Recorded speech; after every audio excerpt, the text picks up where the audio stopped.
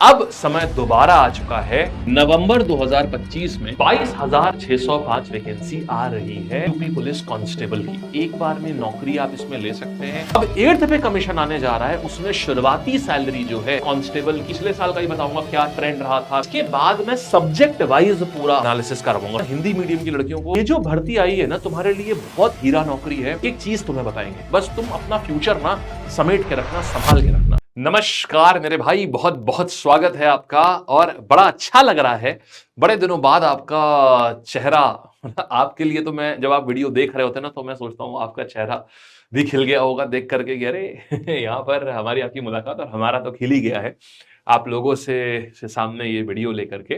तो बालकगण, अपनी शुरुआत जो थी ये शुरू हुई थी यूपी पुलिस कांस्टेबल से। याद है ना आपको? पिछली भर्ती में हम लोगों ने बहुत बढ़िया, हम सब लोगों ने मिलकर के बहुत बढ़िया पढ़ाई करी थी और यूपी कांस्टेबल में बहुत तगड़े तगड़े सिलेक्शन दिए थे। अब समय दोबारा आ चुका है, यूपी कांस्टेबल की मेरे भाई वैकेंसी दोबारा आ रही है। और हमेशा हमारा वादा रहता है कि जैसी ही वैकेंसी आएगी हम बहुत अच्छे से तैयारी आपकी कराएंगे और पहली बार में सिलेक्शन कराएंगे। तो बस यही कहानी यहां से शुरू होती है। अब आओ भाई देखो, तो सबसे पहले देखो है क्या, यूपी सरकार ने कुछ अभी हाल ही में एक नोटिस निकाला था। उसमें इन्होंने बताया कि भाई हमने 8 वर्षों में 8.5 लाख नियुक्तियां हमने दी हैं। और पिछली बार की ही अगर बात करें तो 2000 आपका इसके 23 वाले में 60,000 भर्तियां आई थी भाई। मतलब भर्तियां तो बहुत तगड़ी थी, ये बात तो माननी पड़ेगी। पेपर लीक हुआ फरवरी में, और उसके बाद अगस्त में दोबारा भी हो गया। 6 महीने के अंदर सरकार ने बोला था हुआ, और उसमें बहुत सारे बच्चे सेलेक्ट भी हुए। अब उसके बाद दोबारा से अब आ रही है कांस्टेबल की भर्ती। इसमें इन्होंने बोला है कि नवंबर में, ये देखो, नवंबर 2025 में 22,605 वैकेंसी आ रही है इसकी, यूपी पुलिस कांस्टेबल की। पेपर बहुत अच्छा है, एक बार में नौकरी आप इसमें ले सकते हैं। यूपी के हो, हिंदी मीडियम के हो। देखो, हिंदी मीडियम स्टूडेंट्स के लिए ना बहुत बड़े बड़े रास्ते नहीं होते यार। इंग्लिश मीडियम स्टूडेंट के लिए तो एक बार ना बहुत सारे तमाम रास्ते होते हैं कि वो बैंक में जा सकते हैं, वो एसएससी में जा सकते हैं। लेकिन एक हिंदी मीडियम का जो स्टूडेंट होता है ना, उसके लिए वैसे भी समाज में बहुत कम ऑप्शन होते हैं। उसको उसको अंततः ना उसको एक कम और बहुत ही हल्की नौकरी से ही उसको संतोष करना पड़ता है, क्योंकि उसके पास ऑप्शन है ही नहीं। समाज में सारी चीजें तो अंग्रेजी मीडियम है। तो उस बीच में ये एक ऐसा ऑप्शन है जो आपके लिए एकदम होता है ना, उगते सूरज की किरण। तो बस उसी समय से मेहनत लग जाओ, क्योंकि ये प्योर हिंदी मीडियम पेपर है, इसमें अंग्रेजी चाहिए ही नहीं बिल्कुल भी। समझ रहे हो? तो हमारे यूपी के जितने भी बालकगण हैं, बहुत आराम से इसमें अप्लाई कर सकते हो। देखो, पोस्ट इसमें 22,605 है। नोटिफिकेशन जो है नवंबर 2025 में इसकी आनी है, अभी आने वाली है। नवंबर लग गया है अब। मान के चलो बच्चे कि तुम 15 से 20, 15 से 19 के बीच में इसकी नोटिफिकेशन मान के चलो। पहले भी आ सकती है, बट ज्यादा चांसेस इसकी हैं। एज 18 साल से अगर तुम ऊपर हो तो तुम आराम से अप्लाई कर सकते हो। 22 साल तक पुरुषों के लिए, 18 से 22 पुरुषों के लिए, और 18 से 25 जो है ये महिलाओं के लिए है। ठीक, लड़कियां जो है 18 से 25, पुरुष 18 से 22।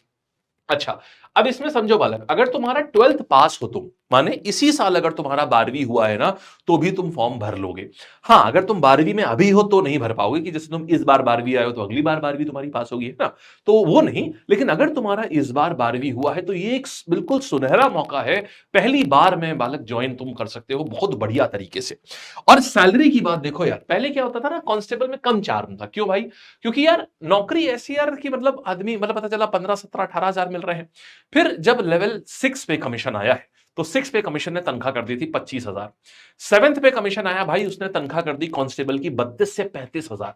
अब 8th पे कमीशन आने जा रहा है, उसमें शुरुआती सैलरी जो है ये कांस्टेबल की 45 से 50,000 रुपए तक होगी। तो अब सोचो, मतलब ये अच्छे खासे प्राइवेट इंग्लिश मीडियम से पढ़े हुए व्यक्ति की भी ना इतनी नहीं होती है जितनी पहली तुम्हारी सैलरी होगी। समझे? तो ये जो है, ये 8th पे कमीशन के बाद तुम्हारी 45,000 से 50,000, और मेट्रो वगैरह में हो, लखनऊ या नोएडा वगैरह में तो और ज्यादा, क्योंकि उसी हिसाब से एचआरए बढ़ जाता है। ठीक है, तो मतलब हीरा सैलरी है तुम्हारी एकदम। इतनी तो बीटेक बीटेक करके जो लोग होते हैं ना, उनकी सैलरी नहीं होती इतनी।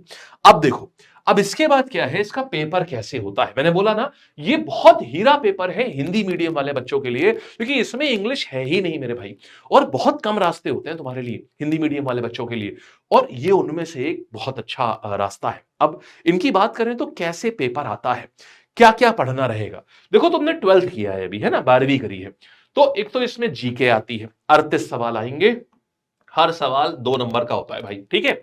फिर हिंदी आती है 37 सवाल, 74 नंबर के, हर सवाल 2 नंबर का। तो जो इसमें क्या आता है, जितनी हिंदी ग्रामर तुमने पढ़ी है ना अभी तक, कोई जितनी तुम 8th 9th तक पढ़ते हो ना हिंदी की, हिंदी व्याकरण जो हम लोग पढ़ते हैं, बस यार वही आता है इसमें।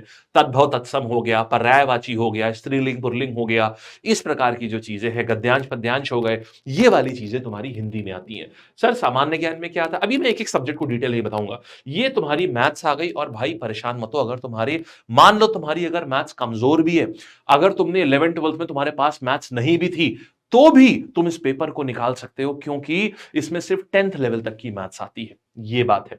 फिर इसके बाद रीजनिंग की बात आती है, तार्किक क्षमता, ये भाई 37 सवाल आते हैं इसके, तो मोटा मोटा देखा जाए 37 38 37 38 ऐसे रहता है। कुल मिला के पूरे पेपर में 150 सवाल होते हैं, हर सवाल 2 नंबर का, 300 में आपका पूरा पेपर निपटा गया, ठीक है। अच्छा, इसके लिए 2 घंटे मिलते हैं पेपर को करने के लिए। अब समझो, अब अगर मैं बात करूं कि तुम्हारे पास यहां जो सबसे पहला सब्जेक्ट था सामान्य ज्ञान, इसके लिए कितना क्या क्या चीजें आती है, बहुत ध्यान से सुनना, फिर मैं आपको पिछले साल का ही बताऊंगा क्या ट्रेंड रहा था, कैसे हुआ था, सब बताऊंगा, बहुत अच्छे से सुनना। देखो 2023 की भर्ती में क्या हुआ था, फिर वो भी बताऊंगा, अपना एक्सपीरियंस ही बताऊंगा, सब बताऊंगा। तो अभी क्या है यहां पर देखो, सबसे पहले सामान्य विज्ञान माने जनरल साइंस, इसमें बहुत बेसिक बेसिक, जैसे मान लो सोडियम बेकिंग सोडा का फॉर्मूला क्या है, वॉशिंग सोडा का फॉर्मूला क्या है, समझ रहे हो, इस प्रकार का। परमाणु की खोज किसने करी थी, ये, और ये प्रोटॉन की खोज किसने करी थी, समझ गए। इस प्रकार की जो चीजें हैं वो आती हैं सामान्य विज्ञान में। भारत का इतिहास में इसमें मेजरली जो फोकस किया जाता है वो 1857 की क्रांति और उसके बाद, यानी जो आधुनिक भारत है, मॉडर्न इंडिया, मॉडर्न हिस्ट्री, आधुनिक इतिहास है जो, उसके ऊपर ज्यादा फोकस रहता है। भारतीय संविधान माने इंडियन पॉलिटी हो गई, इसमें तुम्हारे अनुच्छेद हो गए 14 15 16 21 20, इसमें अनुच्छेदों के ऊपर ज्यादा फोकस किया जाता है। अनुच्छेद अगर याद कर लिए ना, कुछ नहीं यार, 1 हफ्ते का काम है, आराम से याद हो जाता है, सारे अनुच्छेद याद हो जाते हैं, सारे भाग याद हो जाते हैं, सारे अनुच्छेद याद हो जाते हैं हफ्ते भर में। फिर इंडियन पॉलिटी माने भारतीय अर्थव्यवस्था, इसमें बहुत ज्यादा सवाल इसमें नहीं आते, इसमें ये बहुत कम सवाल आते हैं। भारतीय कृषि, इसमें तुमसे पूछेंगे अरे यार ये तो हम लोगों को आता ही है यार, यूपी के हैं, मैं भी यूपी का ही हूं, मैं हरदोई का हूं। तो हरदोई के हैं इसीलिए यूपी से बड़ा प्रेम है, क्योंकि यूपी में ही पले बड़े हैं, और मेरा बचपन पूरा हरदोई में बीता है, कक्षा 8 तक की हरदोई में पढ़ा हूं, इसीलिए जब यूपी की भर्ती आती है ना, तो अपने आप में बड़ा बढ़िया लगता है, यार अपने सारे यूपी वाले इसमें सेलेक्ट हो जाए। 8वीं तक यूपी में पढ़ा था, उस हरदोई में पढ़ा था, बहुत छोटा सा जिला है एक, उसके बाद लखनऊ आ गया था 9वीं से। तो बचपन के लगभग 14 साल बिताए हरदोई में, और उसके बाद लगभग 18 साल जो है ये बिताए लखनऊ में। तो यूपी में ही पूरा जीवन अभी तक का 32 साल का बीता है। तो इसीलिए चाहता हूं जब यूपी की कोई भर्ती आती है, लगता है यूपी वाले बच्चे अपने ना ये जरूर सेलेक्ट हो यार इसमें। अच्छा अभी देखो, तो कृषि में क्या आता है, तुम्हारे खारिफ सीजन हो गया, रबी फसल हो गई, या जायद फसल हो गई, बोलेगा बताओ गेहूं कौन सी फसल है, खारिफ है या रबी है, इस प्रकार के प्रश्न आते हैं, ठीक है। वाणिज्य व्यापार ऐसा कुछ खास नहीं आता, जनसंख्या पे पूछेगा, जैसे उत्तर प्रदेश की जनसंख्या कौन सी है, कितनी है, देन उत्तर प्रदेश में सबसे ज्यादा जनसंख्या वाला जिला कौन सा है, सबसे कम जनसंख्या वाला जिला कौन सा है, सबसे ज्यादा जनसंख्या घनत्व वाला जिला कौन सा है, सबसे कम जनसंख्या घनत्व वाला जिला कौन सा है, ये सारे प्रश्न मेरे भाई यहां पूछता है। फिर आपके भारत और उनके पड़ोसी देश, ये सब। तो अभी मैं एक काम करूंगा, अभी मैं ना जैसे अभी तो एक ओवरव्यू में लिस्ट दे रहा हूं, देखो ये तुम्हारी पूरी जीके की लिस्ट है, ये तुम्हारी पूरी हिंदी की लिस्ट है, ठीक है। इसके बाद मैं सब्जेक्ट वाइज पूरा यहां पर आपका वो करवाऊंगा, एनालिसिस करवाऊंगा सब्जेक्ट वाइज पूरा, माने एक एक चीज सब्जेक्ट की पूरी स्ट्रैटेजी, जीएस की स्ट्रैटेजी। बस तुम कमेंट, वीडियो पॉज करके कमेंट कर देना तुम्हें सबसे पहले कैसी स्ट्रैटेजी चाहिए, और पूरा दमखम रखना यार, पेपर निकाल लोगे। बस ये है कि अपना कंसिस्टेंसी मत छोड़ना, आज ही से लग जाओ, और तुम्हें जो चाहिए हो हमें बताओ यार, तुम मुझे बताओ, मैं सारी चीजें जो हैं जो तुमको चाहिए होंगी हम तुम्हें ला के देंगे। पेपर दोनों लोग साथ में मिलकर के हम तुम्हारी सहायता करेंगे और तुम पेपर निकालोगे, ठीक है। अच्छा, तद्भव तत्संपर्यायवाची है, देन आपका ये वाक्यांश के स्थान पर एक शब्द, समरूपी और भिन्नार्थक शब्द हो गए। फिर आपकी जितनी भी लिंग हो गया, वचन हो गया, कारक, सर्वनाम, जितना भी आपका ये वाला काम होता है, जितना भी ग्रामर वाला चीज होती है, जितना भी व्याकरण वाला चीजें होती है, विराम चिन्ह, मुहावरे एवं लोकोक्ति, रस, छंद, अलंकार, ये सारी चीजें हिंदी में आती है। मतलब वही जो तुम व्याकरण पढ़ते हो वही व्याकरण है ये, ठीक है। फिर देखो इसके बाद आता है आपका मानसिक अभिरुचि, यानी आपका मैथ्स हो गया, ये सिंप्लीफिकेशन सरलीकरण हो गया, ये दशमलव माने डेसिमल वाला हो गया, एचसीएफ एलसीएम नहीं होता है जो महत्तम समापवर्तक और लघुत्तम समापवर्तक, एचसीएम एलसीएम हो गया, रेशियो प्रपोर्शन अनुपात और समानुपात हो गया, प्रतिशत हो गया, लाभ और हानि, ये सब तो यार सब जानते हैं यार, ये तो 8वीं तक हम सब पढ़ते हैं। देखो इसमें कोई ऐसा चीज अलग नहीं है। औसत हो गया, देखो टाइम एंड वर्क यानी समय और कार्य हो गया।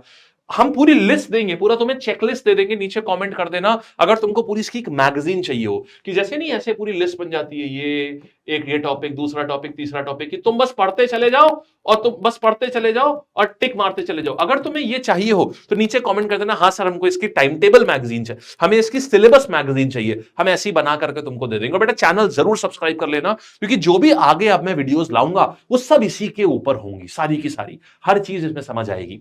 अच्छा, फिर आता है तुम्हारा ये रीजनिंग, ये आता है मेंटल एबिलिटी और लॉजिकल डायग्राम। यहां पर क्या है, ये आपकी रीजनिंग का होता है ये, ठीक है। तो ऐसे करके ये सारी कहानियां आती है, ये आपका रीजनिंग का सिलेबस है ये आपका। अच्छा अब देखो, अब इसमें क्या आता है, सिलेबस के लिए बता दे रहा हूं मैं आपको कि ये पूरी चीज जो है ये आप ऐसे भी कर सकते हो, और आप चाहो कि मैं आपको ना पूरी लिस्ट दे दूं, हालांकि लिस्ट यहां पे भी दी हुई है, देखो ये ऐसे करके पूरी यहां पर भी लगाई हुई है कि मेंटल एप्टीट्यूड में क्या आता है, मतलब रीजनिंग एप्टीट्यूड में क्या क्या चीजें आती है, सारे टॉपिक ऐसे करके आप यहां से भी सीधे नोट कर सकते हो, ठीक है। यही चीज उसमें वैसे लिखी हुई है, ये हो गया, देन आपका ये एनालॉजी हो गया, सिमिलैरिटी हो गया, यही सब चीजें यहां पर भी लिखी हुई है, ठीक है। अच्छा अब देखो, अब बात आती है सर इसमें क्या हर कोई भर सकता है? यार एक लिमिटेशन है भाई मेरे, इसमें फिजिकल का लिमिटेशन है यार। फिजिकल क्या है, जैसे अगर ना पुरुषों में क्या है, तुम्हारी हाइट जनरल, ओबीसी और एससी के लिए 168 सेंटीमीटर होनी चाहिए, और सीना बिना फुलाए 79, और जब फुला लिया अब 84 होना चाहिए, ठीक है इसकी नाप। और यहां पर पुरुषों के लिए क्या है, हाइट आ जाती है यहां पर मेल एसटी कैटेगरी में फिजिकल कम होता है, अगर आप शेड्यूल ट्राइब से हो तो 160, और सीने में भी रिलैक्सेशन होता है। फिर फीमेल के लिए सीने का लिए कोई ऐसा कोई क्राइटेरिया नहीं है, सिर्फ हाइट का क्राइटेरिया है, 152 सेंटीमीटर हाइट का क्राइटेरिया है। फिर यहां पर एसटी अगर महिला है तो 147 सेंटीमीटर, एसटी बच्चियों के लिए 147 हाइट का क्राइटेरिया है, ठीक है। अच्छा इसमें देखो रनिंग जो करनी होती है तुमको 25 मिनट में 4.8 किलोमीटर की रनिंग करनी होती है, ये इसके लिए टेंशन ना लो, ये आराम से 1 महीने में प्रैक्टिस हो जाती है। पूरा प्रैक्टिस, अभी फोकस रखो इसके ऊपर कि तुम्हें पेपर निकालना है, और ये पेपर ऑनलाइन नहीं होता भाई, ये पेपर ऑफलाइन प्रॉपर वो गोले भर के होता है प्रॉपर, ठीक है।